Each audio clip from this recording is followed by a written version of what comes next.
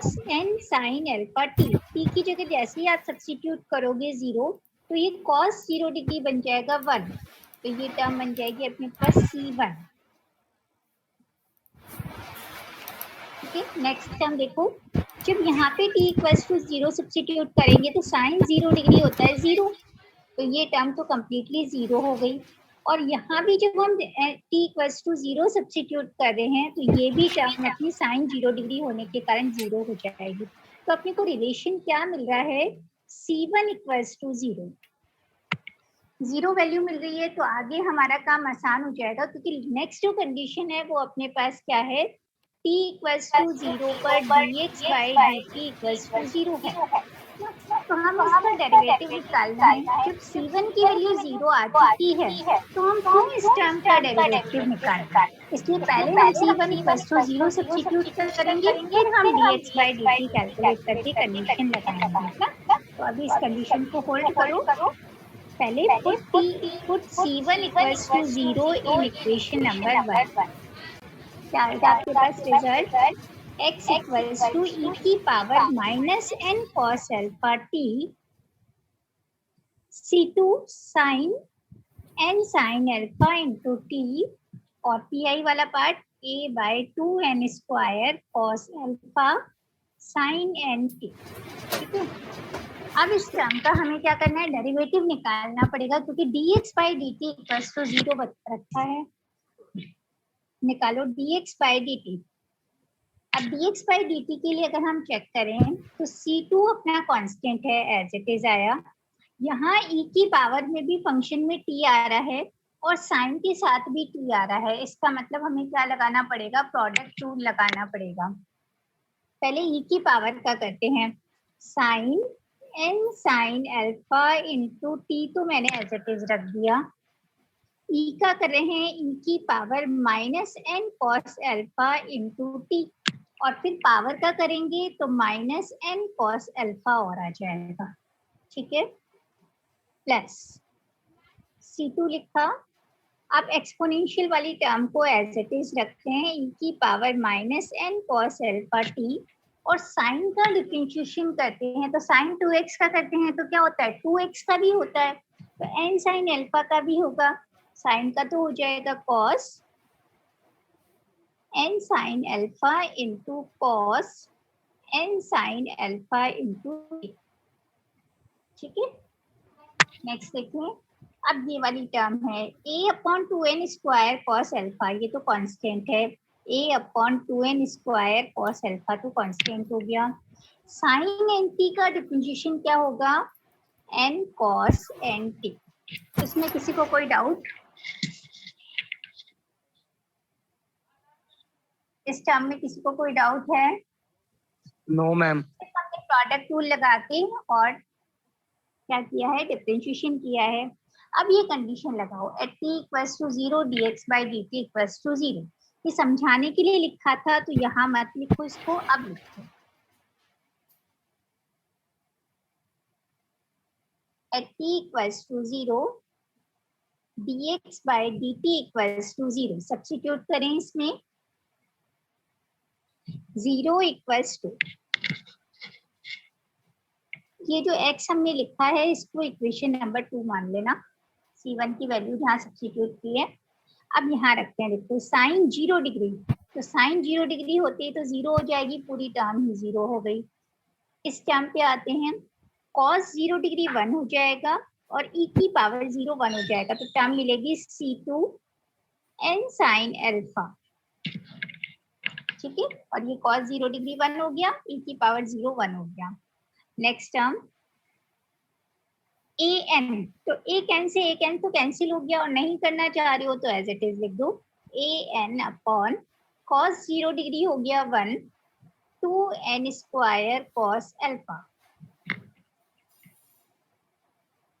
यहाँ से हम C2 की वैल्यू कैलकुलेट कर सकते हैं। अब काट दो, एक n से एक n काट दिया, C2 की वैल्यू कैलकुलेट करेंगे तो आएगा minus a upon,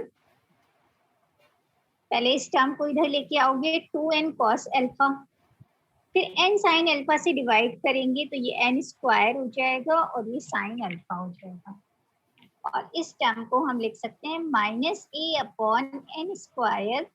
sign 2 alpha भी लिखा जा सकता है, क्योंकि 2 cos alpha sine alpha equals to sine 2 alpha होता है। Clear? Now put the value of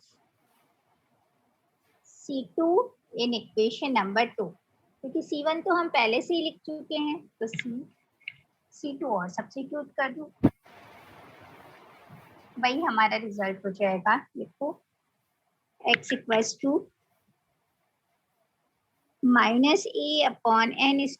sine 2 alpha e की power -n cos alpha into t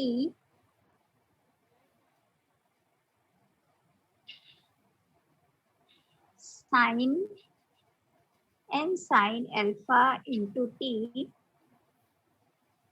plus a/2n² cos alpha sine n2 is the required result. ये अपना result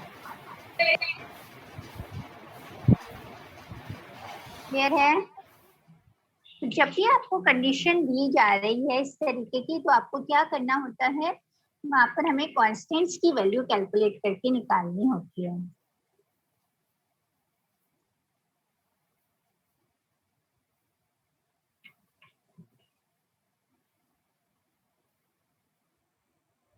note कर लो, फिर आगे बढ़ते हैं। प्रोडक्ट टूल के क्वेश्चंस आप लोगों ने ट्राई किए?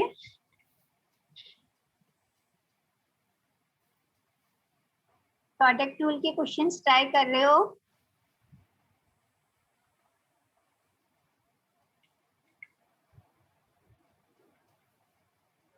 देखो, ये चैप्टर नहीं आएगा तो इसके नेक्स्ट वाला टॉपिक बिल्कुल समझ में नहीं आएगा, क्योंकि इसमें CFPI ही निकालना होता है लास्ट में।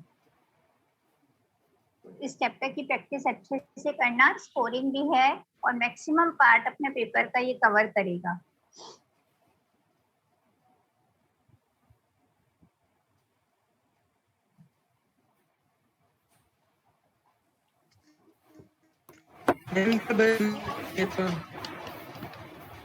क्या हो बेटा? मैथ का मिड टर्म कब है? बेटा अभी तक तो मिड टर्म का शेड्यूल कहाँ आया है? आगे क्या तुम्हारे पास शेड्यूल? मैम ने बोला तो आप पूछ रहे हैं कब है? बेटा देखो, पहले हमने सुना था कि शायद 3 या 4 तारीख से स्टार्ट कर देंगे, पर शायद कुछ के बाद में क्या डिसीजन हुआ, कोई मीटिंग वगैरह होनी थी, लेकिन वो मीटिंग भी नहीं हुई है अभी तक, है ना? तो मे भी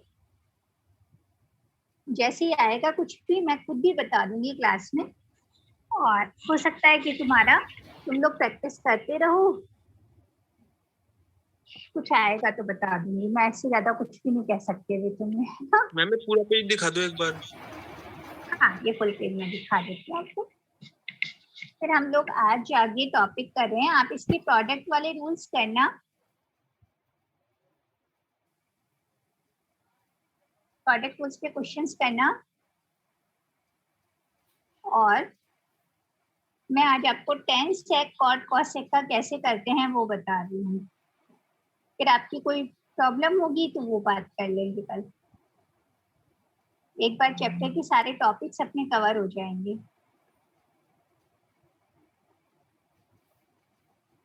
क्लियर? ठीक है,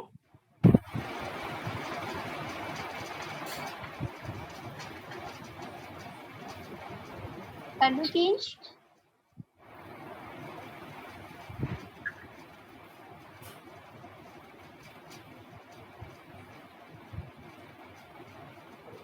चेंज कर लूं?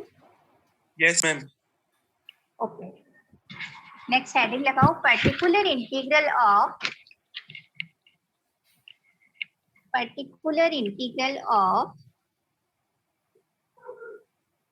tan ax sec ax cosec ax और cot ax, इन चारों के लिए सेम यही रूल काम में आएगा। Particular integral of tan sec cosec और cot, ना दो फॉर्मूलेज एक तो हमें याद करने हैं इसके लिए। एक तो 1/b माइनस अल्फा, कोई भी फंक्शन हो x का, कोई भी फंक्शन हो x का q।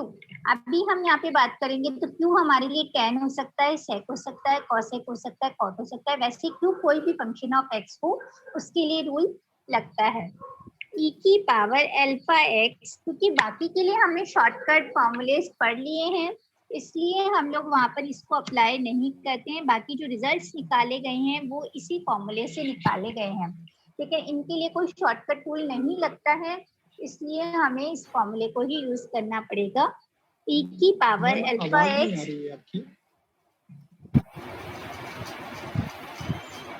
किसी को भी नहीं आ रही है आवाज? आ रही है आ रही है तो बेटा फिर तो तुम्हारी तरफ से प्रॉब्लम हो सकती है। e की power minus alpha x Q x D x, ठीक है। ये फॉर्मूला आपको लर्न करना है। जहां भी हमें शॉर्टकट टूल नहीं अप्लाई करना आ रहा है वहां पर हम इस फॉर्मूले को अप्लाई करते हैं।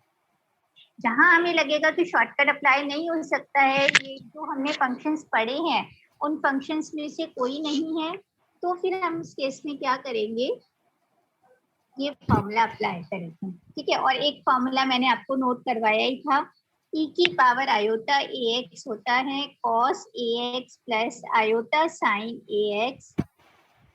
e की पावर माइनस आयोटा ax होता है cos ax minus iota sign ax। और इन दोनों को अगर हम ऐड करते हैं तो अपने पास रिजल्ट आता है 2 cos ax, और इसका सब्ट्रैक्शन हम करते हैं तो अपने पास रिजल्ट आता है 2 आयोटा साइन ax, ठीक है। ये है, इसकी बात हम पहले कर चुके हैं। ये सभी फॉर्मूलेज अभी अपने काम में आएंगे। देखो question solve d2y by dx square. मैं इससे काम करवा रही हूँ, आपकी क्वेश्चन में कुछ भी आ सकता है 4 9 3 2, तो मैं जनरल रूल के लिए काम करवा रही हूँ। Plus a square y equals to cosec ax, d2y by dx square plus a square y equals to cosec ax। ना दो मैं करवाऊंगी, दो आप खुद करेंगे। इसको पहले d में कन्वर्ट करें, d square plus a square y equals to cosec ax, ठीक है। Where d equals to dy dx। जैसे हम CF निकालते हैं, CF निकालने का रूल वही रहेगा। Auxiliary equation m square plus a square equals to 0, m square plus a square equals to 0, m equals to plus minus iota a। Imaginary है तो रियल और इमेजिनरी पार्ट देखना पड़ेगा। कॉम्प्लीमेंट्री फंक्शन कैसे लिखेंगे, e की power 0x c1 cos ax plus c2 sin ax। Real part e की power में और इमेजिनरी पार्ट हम लिखेंगे cos और sin के साथ में। e की पावर 0x को 1 कर देते हैं, c1 cos ax plus c2 sin ax। यहाँ तक आई थिंक किसी को कोई डाउट नहीं होगा, बहुत बार हम लोग कर चुके हैं।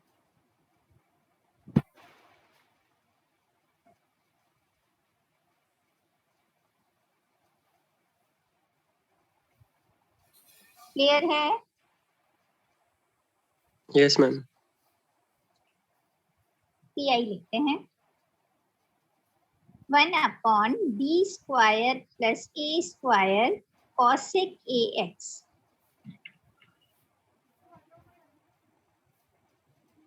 ध्यान से समझना, मैं शो कर दूंगी फिर आप इसका स्क्रीनशॉट भी ले लेना, पहले समझने पे भी ध्यान लगाना। d square plus a square के फैक्टर्स हमें करने होंगे। जो फैक्टर्स अपने m के लिए थे वही फैक्टर्स किसके लिए होंगे, d के लिए होंगे। जो m के फैक्टर से, क्योंकि m की जगह ही तो हमने क्या किया था, d की जगह m रखा था, तो जो वैल्यू हमारी m की आ रही है वही हमारी d की आएगी। तो वही फैक्टर्स हमारे किसके होंगे, d के फैक्टर्स होंगे। तो इसको मैं लिख सकती हूँ 1/d plus iota a d minus iota a cosec ax। Direct भी फैक्टर कर सकते हो, D square plus a square है, प्लस साइन है तो आयोटा में आएंगे फैक्टर्स। क्लियर।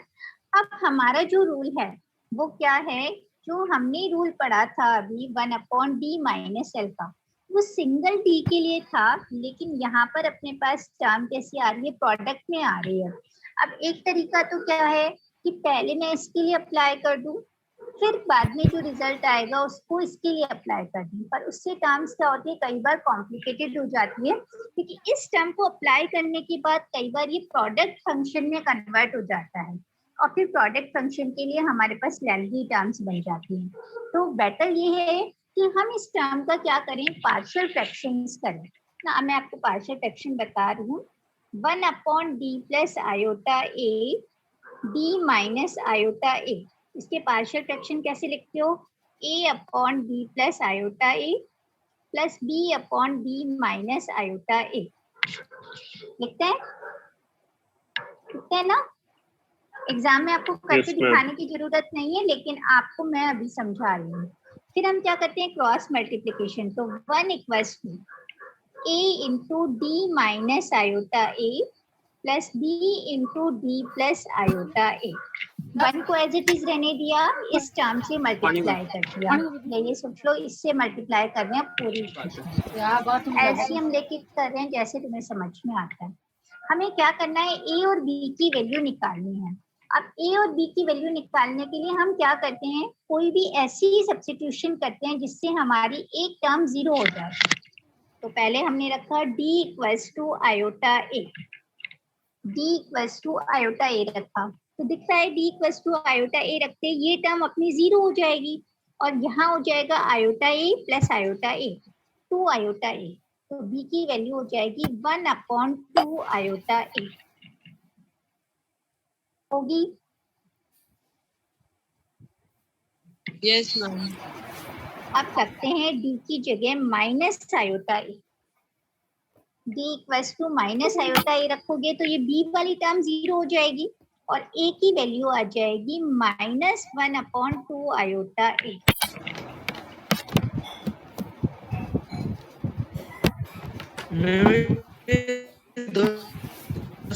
क्या हुआ बेटा,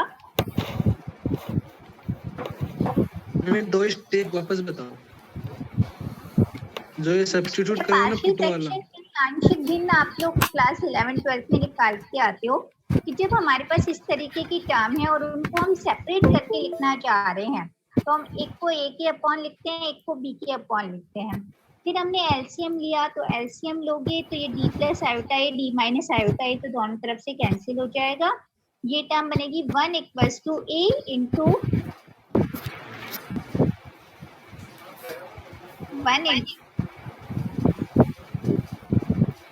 1 equals to a into d plus iota a d minus iota a।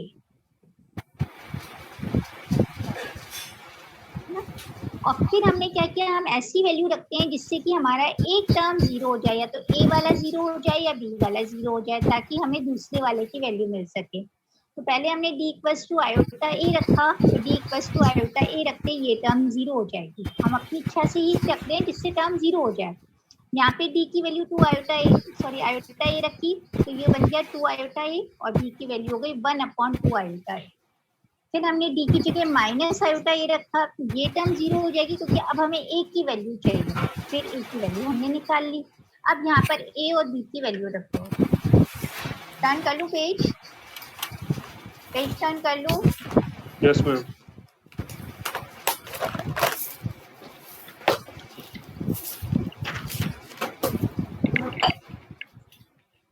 ये टर्म अपने पास में 1/d plus iota a d minus iota a बना 1/2 आयोटा a ए की वैल्यू आ रही थी माइनस में, बी प्लस आयोटा ए, और बी की वैल्यू आ रही है प्लस में। वैल्यू सब्स्टिट्यूट कर दी, अलग अलग हो गए। अब इसमें से कॉमन ले लेते हैं, 1/2 आयोटा ए कॉमन, और ये 1/d माइनस आयोटा ए पहले लिख के और माइनस वाली टर्म बाद में लिख लेते। अब आप चाहो तो इस टर्म को याद रख लेना और एग्जाम में डायरेक्टली कर लेना। अब मैं डायरेक्ट फिर से वापस अपने क्वेश्चन पे आ रही हूँ। पीआई अपना था 1/d प्लस आयोटा ए d माइनस आयोटा ए cosec ax। इसमें स्टेप्स में याद करनी पड़ेंगी। 1/2 आयोटा ए, देखो हमने इसको दिस इक्वल्स टू दिस आया था, तो 1/d माइनस आयोटा ए माइनस 1/d प्लस आयोटा ए cosec ax। यहाँ तक किसी को कोई डाउट? पहले पार्शियल फ्रैक्शंस कर लिए और पार्शियल फ्रैक्शंस के बाद हमने टर्म्स को सब्स्टिट्यूट कर दिया। जरूरी नहीं है कि एग्जाम में हम पार्शियल फ्रैक्शन करके दिखाएं, हम डायरेक्टली ये स्टेप लिख सकते हैं, वो सिर्फ समझाने के लिए था। अब इस टर्म में ऐसे लिखिए 1/2 आयोटा ए तो कांस्टेंट है, 1/d माइनस आयोटा ए के साथ cosec ax और d प्लस आयोटा ए के साथ भी cosec ax।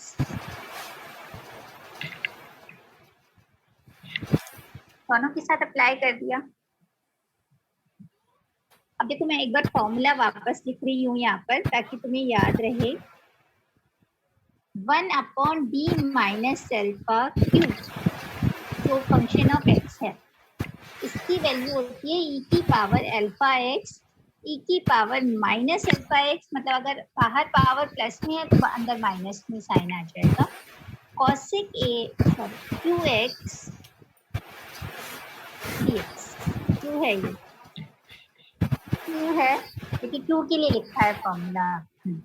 अब यहाँ से अगर मैं कंपेयर करूँ तो अल्फा की जगह क्या आ रहा है, आयोटा ए आ रहा है, और क्यू की जगह क्या आ रहा है, cosec। रखो वैल्यू 1/2 आयोटा ए e की power iota A x integration of e की पावर माइनस आयोटा ए एक्स cosec ax dx। इस टर्म के लिए देखते हैं, नेक्स्ट वाले के लिए यहाँ आ रहा है प्लस आयोटा ए, तो आप अल्फा की वैल्यू क्या हो जाएगी, d minus of minus iota A, ये हो जाएगा e की पावर माइनस आयोटा ए एक्स, e की पावर आयोटा ए एक्स, अगर बाहर माइनस में है तो अंदर प्लस में हो जाएगी टर्म, cosec ax dx। यहाँ तक किसी को कोई डाउट हो तो बताओ।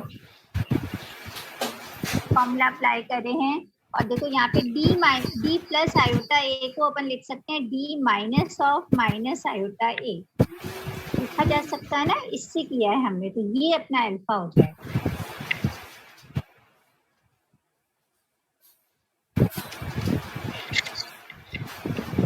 अब इस टर्म को हमें कैसे आ गई वैल्यू, कौन सी वैल्यू बेटा, e माइनस आयोटा ए जी यहाँ पर देखो, पहले इसके लिए देखें तो अल्फा की वैल्यू कितनी है, आयोटा ए है, तो यहाँ पे रखो e की पावर आयोटा ए एक्स, यहाँ पे माइनस अल्फा होता है तो e की पावर माइनस आयोटा ए एक्स, बाहर प्लस में है तो अंदर माइनस में कर दो, बाहर माइनस है तो अंदर प्लस कर दो, 2 की जगह cosec ax dx। इसके लिए अगर हम चेक करें तो अल्फा अपना है माइनस आयोटा ए, तो ये हो जाएगा माइनस e की power minus iota x, alpha की जगह माइनस आयोटा ए है, तो बाहर माइनस आ रहा है तो माइनस अल्फा इस प्लस हो जाएगा, तो alpha x cosec ax dx। ठीक है, ओके मैम। अब देखो इस टर्म का इंटीग्रेशन करना थोड़ा सा टिपिकल काम है ना, e की power minus iota x cosec ax, ये थोड़ा सा टिपिकल काम है, तो इसको हम अपने यूजुअल मेथड से नहीं करेंगे, हम कुछ डिफरेंट मेथड लगाएंगे, और आप कभी भी कहीं भी लगा सकते हो उस मेथड को, ऐसा कुछ भी नहीं है। देखो ध्यान से देखना, 1/2 आयोटा ए ई की पावर आयोटा ए एक्स। ये तो इंटीग्रेशन के बाहर है। बोलो नमन, बोलो नमन, नमन शर्मा बोलो, क्या पूछना चाह रहे हो?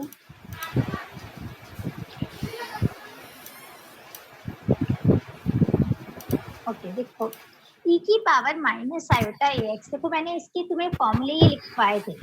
ई की पावर आयोटा ए एक्स ये होता है, ई की पावर माइनस आयोटा ए एक्स ये होता है। तो ई की पावर माइनस आयोटा ए एक्स की जगह तो ये वैल्यू रखो, कॉस ए x minus iota sine x रखें।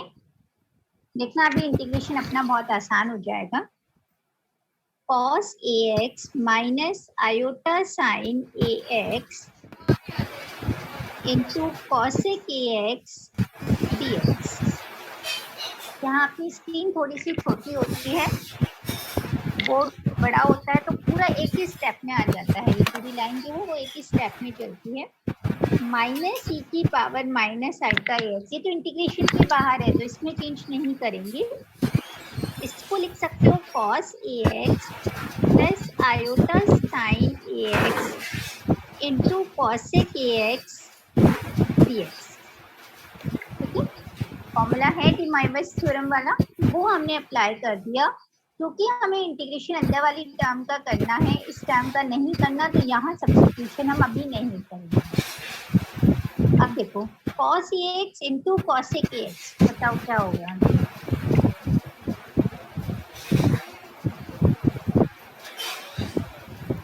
cos ax into cosec ax, cot ax। cosec 1/sin होता है minus iota sine A x into cosec A x. Easy हो गया। अब तो कहाँ अपना वो प्रोडक्ट वाली टर्म आ रही थी और कहाँ हमारा ये टर्म इजी हो गया। नेक्स्ट स्टेप, माइनस ई की पावर माइनस आयोटा ए एक्स, सेम टर्म कॉस ए एक्स पर साइन प्लस का आ जाएगा, कॉट ए एक्स प्लस आयोटा dx। ऐसे क्वेश्चंस में ज्यादातर ये होता है कि जो फर्स्ट स्टेप आ रही है उसमें सिर्फ आयोटा की जगह माइनस आयोटा होता है। देखो यहाँ आयोटा था, यहाँ माइनस आयोटा, यहाँ माइनस आयोटा था तो आयोटा की जगह माइनस आयोटा लिखते, यहाँ प्लस आयोटा होता है और कोई डिफरेंस नहीं आता दोनों टर्म्स में। तो आप इस तरीके का शॉर्टकट भी यूज कर सकते हो। 1/2 आयोटा ए ई की पावर आयोटा ए एक्स, कॉट ए एक्स का इंटीग्रेशन, कॉट ए एक्स का इंटीग्रेशन बताओ क्या होता है? कॉट ए एक्स का इंटीग्रेशन log sin ax, वापस बोलो। हम log sin ax very good, log sine A x, ये कंप्लीट नहीं है, अपॉन ए भी आएगा। Very good. तो इसका इंटीग्रेशन हो गया 1/a log sign A x, ठीक है, माइनस आयोटा एक्स। क्लियर है? माइनस ई की पावर माइनस आयोटा ए एक्स, और इसका भी same 1/a log sign A x plus iota x हो जाएगा।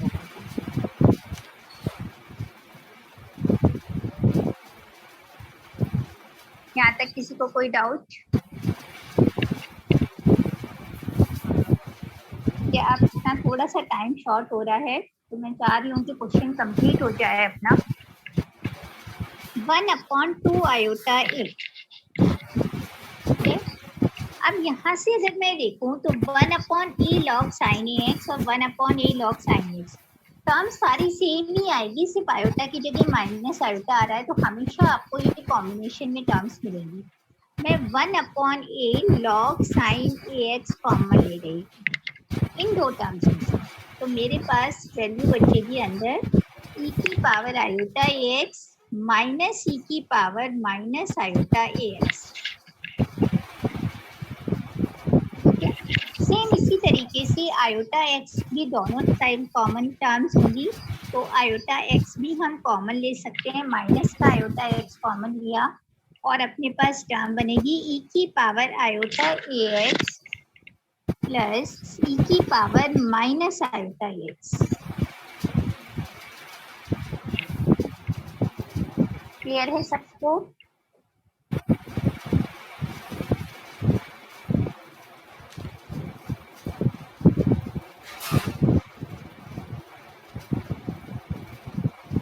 क्लियर है?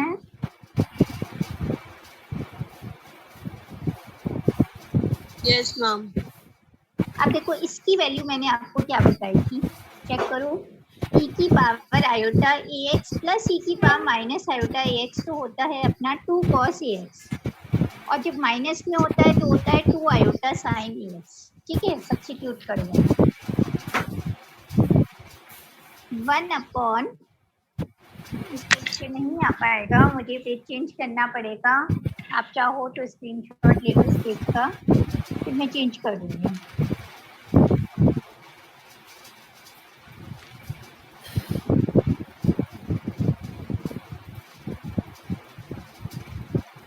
ठीक है,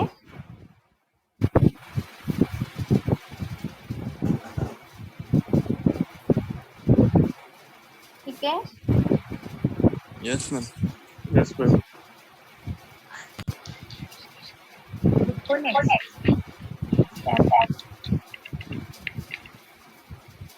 पर्टिकुलर इंटीग्रल चल रहा है ए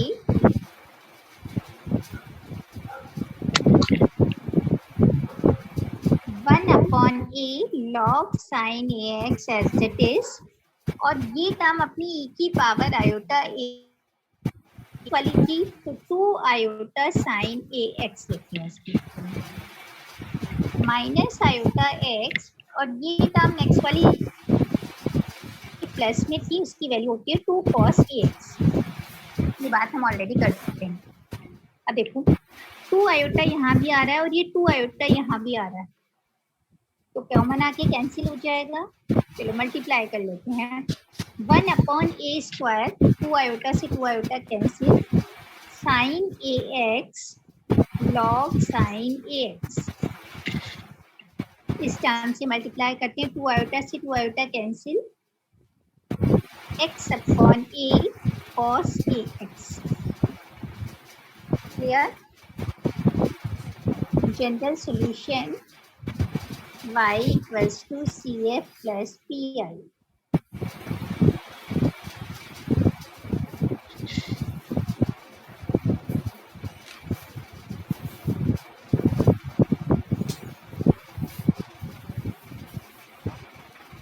क्लियर है सबको?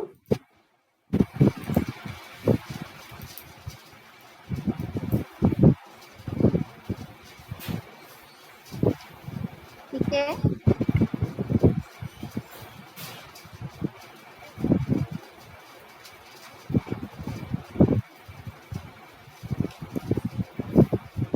देखो सेक वाला आपकी बुक में दे रखा है, इसलिए मैं सेक का नहीं करवाऊंगी, क्योंकि आपके पास डायरेक्ट आपको सॉल्यूशन दिख रहा है पीडीएफ के अंदर, तो सभी लोग उसकी प्रैक्टिस कर सकते हैं, है ना। मैं आपको 10 का और करवा देती हूँ, फिर आप कॉट का और सेक का अपने आप कर। अरे मैं लाया था ऊपर से। वैसे तो कोई सा भी कर सकते हो आप। Solve d2 by dx square plus a square y equals to 10ax। अच्छा क्वेश्चन है, ये पूछा जाता है कई बार, ज्यादातर सेक और 10 पूछा जाता है। तो इसको कन्वर्ट करें, D square plus a square y equals to 10ax। Auxiliary equation क्या होगी?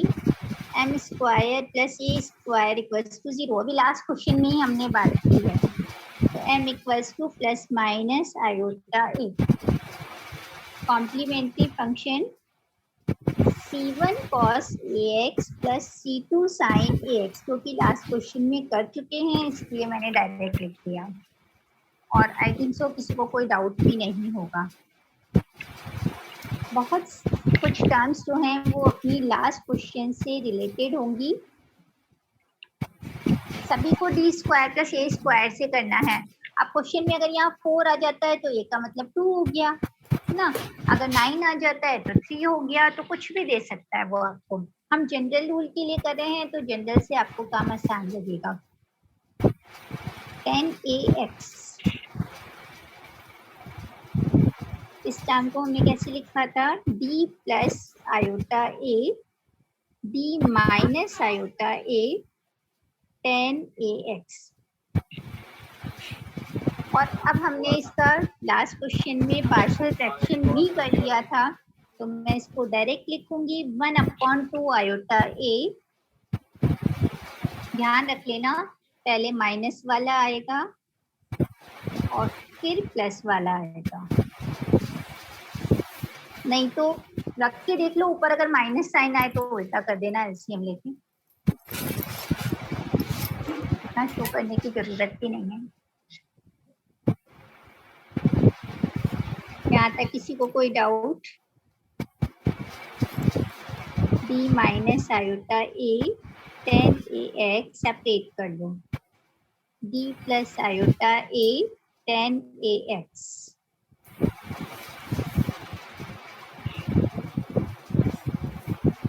फॉर्मूला लगाएं, 1/2 iota a 1/d minus alpha, alpha की जगह अपने पास आ रहा है आयोटा a। अब एक के लिए लगाओ, दूसरे के लिए हम सिमिलरली सिर्फ आयोटा की जगह माइनस आयोटा a लिखकर कर देंगे। यहाँ पर e की पावर माइनस आयोटा ax, यहाँ प्लस आ रहा है तो यहाँ माइनस ही आएगा, 10ax dx। ये देखो माइनस साइन लगाओ, सिर्फ आयोटा की जगह माइनस आयोटा लिखना है, आयोटा ax e की power iota ax 10ax dx। कोई डाउट है? अब क्लास ऑफ होने वाली है। इंटीग्रेशन वैसे ही करेंगे, इसको कॉस और साइन में कन्वर्ट करके। 1/2 आयोटा a e की पावर आयोटा ax